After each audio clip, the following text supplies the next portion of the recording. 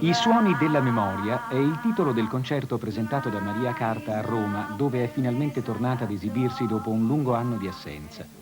Voce, chitarre, organo sono i suoni della memoria dei 20 anni di carriera della cantante, ma anche della memoria storica di tutta la Sardegna. E io ho scelto l'organo e le chitarre perché faccio anche il canto gregoriano. E la nostra musica popolare è quasi il 70% di musica gregoriana, musica religiosa. Allora qui la necessità di usare l'organo. Maria Carta, attenta raccoglitrice dei canti tradizionali della sua isola, li rielabora e li interpreta con insolita forza e rara sensibilità.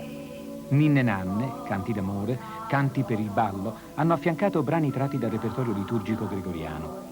Organo e chitarre anche per due autori come Frescobaldi e Pergolesi, inseriti in un'atmosfera in cui suoni arcaici e citazioni colte si fanno eco. Poesie autobiografiche sull'infanzia scritte e recitate dalla cantante hanno introdotto i temi di Memorie della musica, canzone composta in lingua italiana per essere capita da tutti, e della magica Abbadà, canto di iniziazione al ballo per i bambini. Con queste memorie di infanzia, l'antico abbraccia il nuovo e i suoni della memoria ci proiettano con straordinaria dolcezza verso il futuro.